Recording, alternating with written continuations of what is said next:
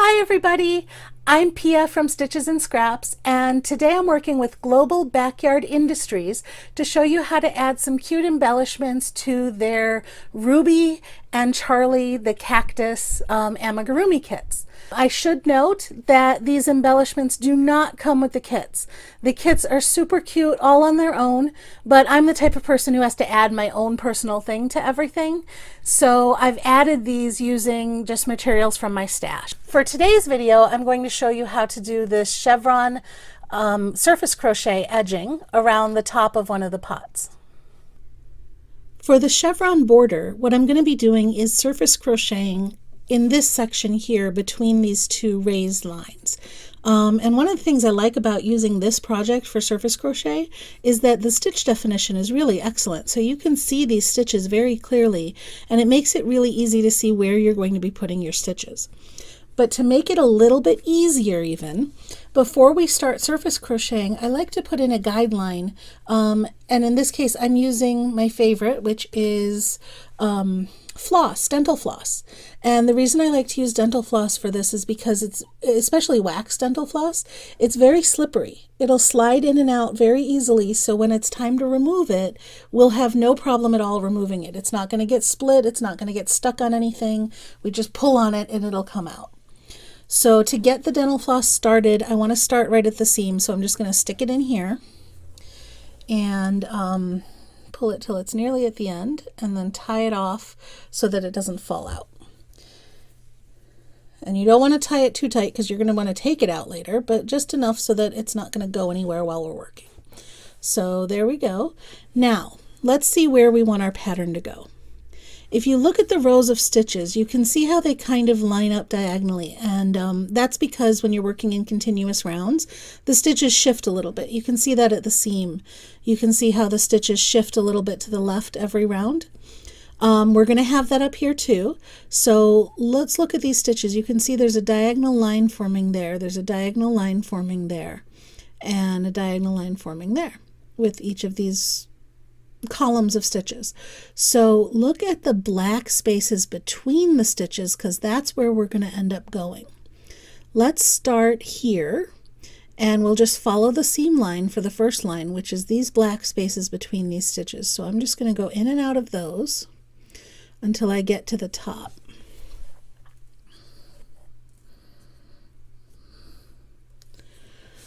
For the top, I want to anchor it up at the top. So if you fold this back, you can see the top of the stitch, well, the top of the post of the stitch right there.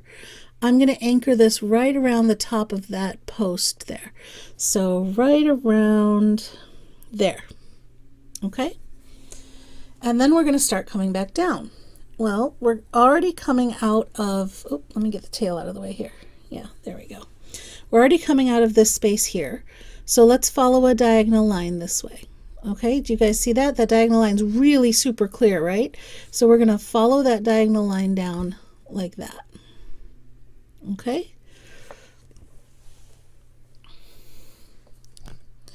And then again, anchor it at the bottom.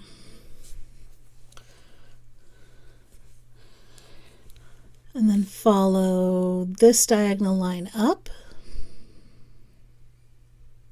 Like that. And anchor it. Let me make sure I'm going in the right place. Right there. Anchor it at the top. Okay. And make sure you don't go in the middle of the stitch. Remember, follow the diagonal line here, right there. Oh, and I say that and go in the middle of the stitch. There we go. Right there.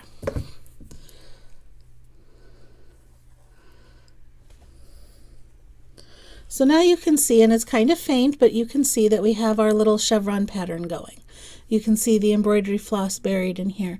And it is a little more of an angle one way than the other, but that'll look okay by the time we surface crochet it because that evens out a little bit.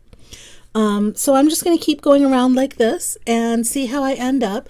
And at the end, if I'm off a little bit, like if I end up here and there's not enough room to get back down, or like if I would end up there, I might shift things over a little bit and put in a new line just to make it end nice and neatly. So when I get to the end, I'll show you what we end up doing there. But let me get all the way around and come back.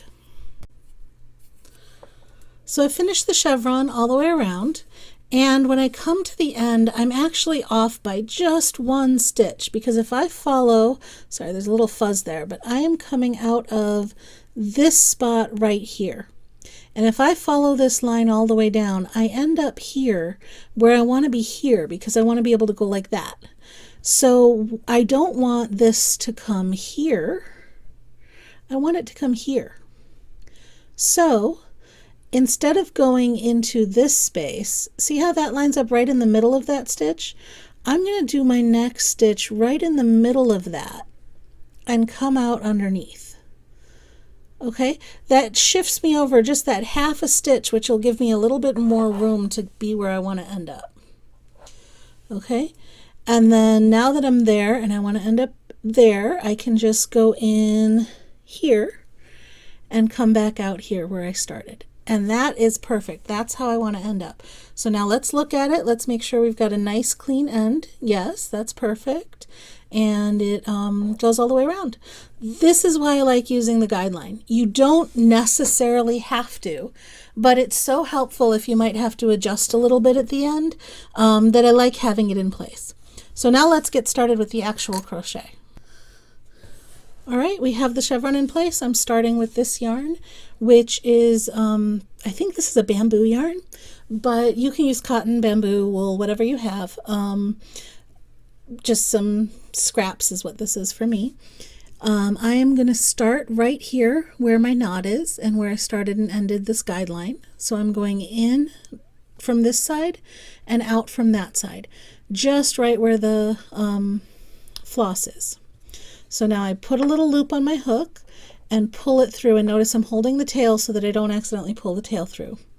Now I'm going to go under my tail just to lock it in place. You can also flip the tail over your working yarn. Basically you just want to lock it in place so that it doesn't slide around a lot.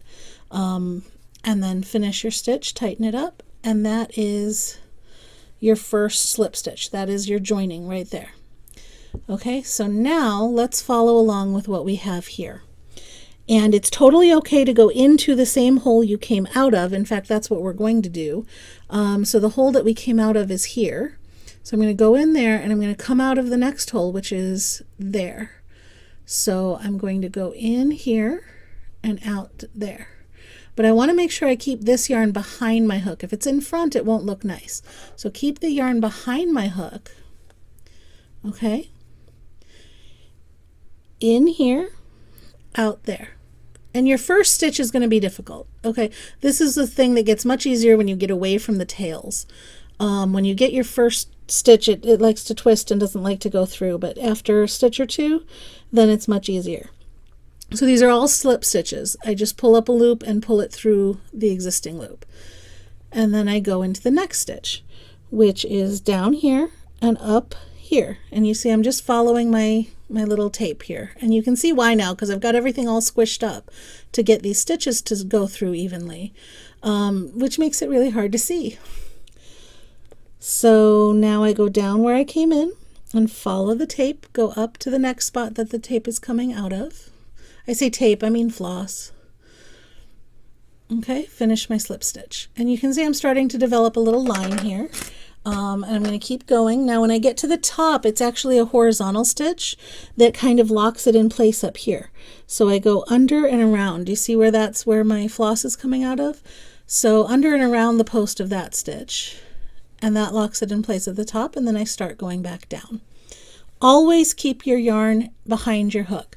It's very tempting when you get here to put your yarn in front of your hook so you can see clearly, but that's why we have the guideline in place, so you don't have to see clearly. You just follow the guideline. So go in and up and then finish your slip stitch. And if it catches like that on another stitch at the back, just pull that out, because you don't want it to be, you don't want random little loops of yarn all over the place. So just pull that out so that it's nice and flat. Okay, and then go into the next stitch right here. And try not to catch any stuffing. You see when I came out I got some stuffing on it? Just don't go as deep. Pull the yarn away from the stuffing when you do your stitch. Otherwise you're going to have little tufts of stuffing sticking out everywhere. There we go. And finish your stitch. So we're going to keep slip stitching all the way down, and then I'll show you what this one point of the chevron looks like right at the beginning here.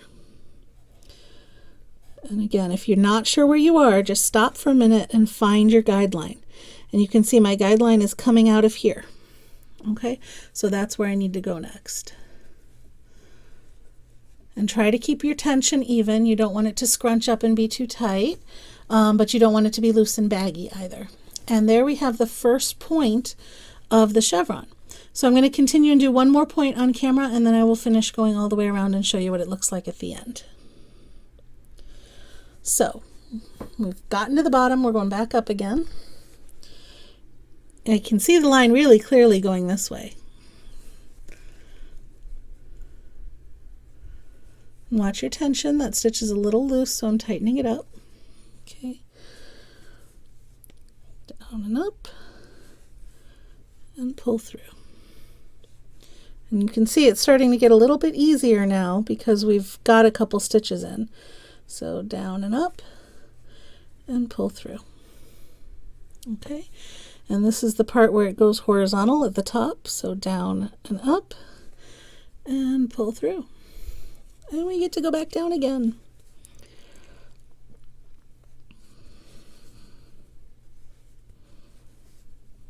Oop, I've caught something. If it's difficult to pull the stitch through, that means you've caught something on the inside. Just take your hook out and try it again, because you don't want to be pulling bits of stuffing or extra bits of yarn out from the inside of your work, because then you'll just have to stuff it back in again, and that can make it look a little tacky. So let's be very careful when we're going in that we're not pulling out stuffing. That's the big thing.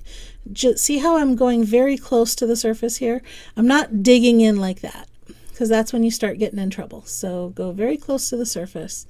And we're just, it's called surface crochet, right? We're just skimming the surface with some slip stitches. So down and up, and pull through.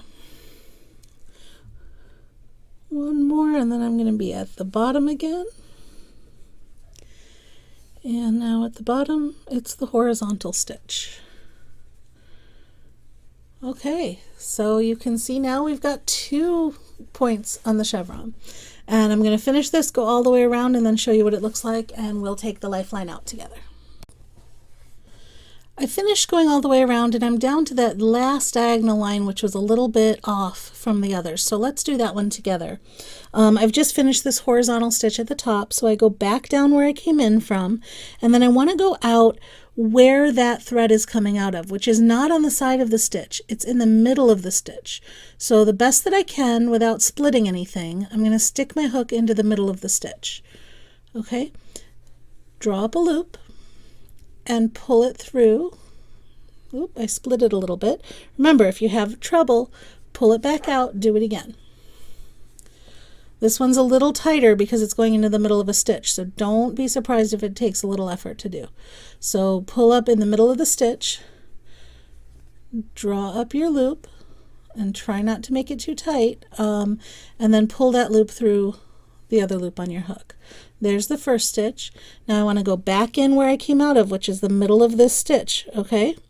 And then find where this thread is coming, and that's underneath the stitch, so I'm going to pull it up there and through.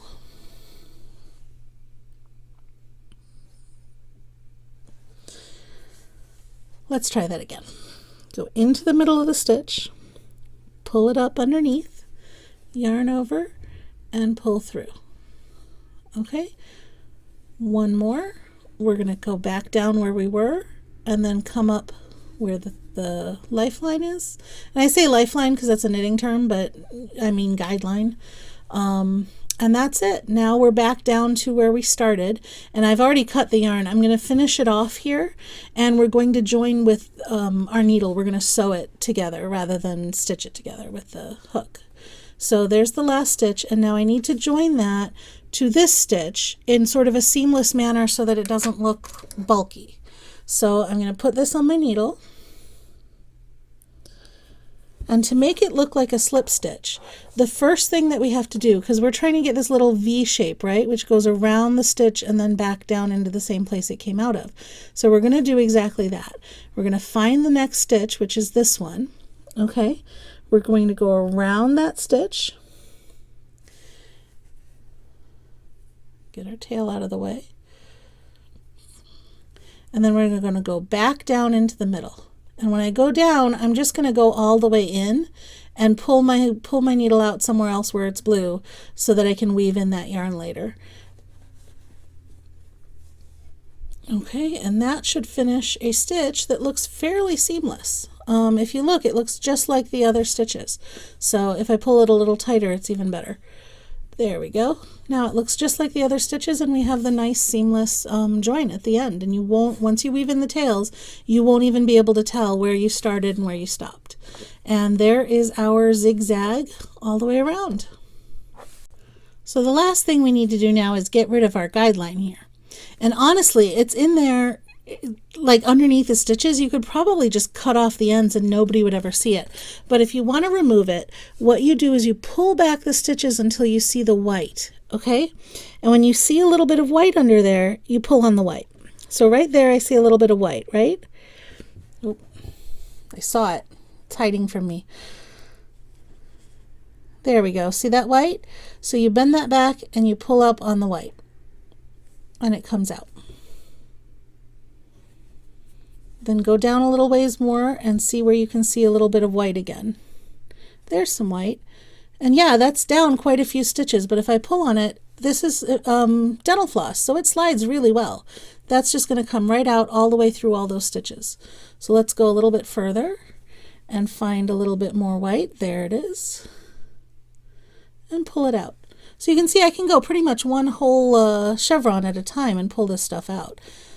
If you find a place where it's easy to find the white, just keep going in that spot and pull that out. A little bit more. So yeah, putting in a guideline gives you this extra step. Well, there's the extra step of putting it in and then the extra step of removing it, but I think it makes the actual crochet so much easier that it's worth it. When you get to the end of this, we're going to have a knot. Remember that knot we first started with? So we're going to have to pull that out too. But again, it should be pretty loose, so you won't have much of an issue. In fact, let's find that right now. Here we go. See that knot? Just again, stick your needle in and pull it out. It shouldn't be any tighter than that because we didn't make a big tight knot.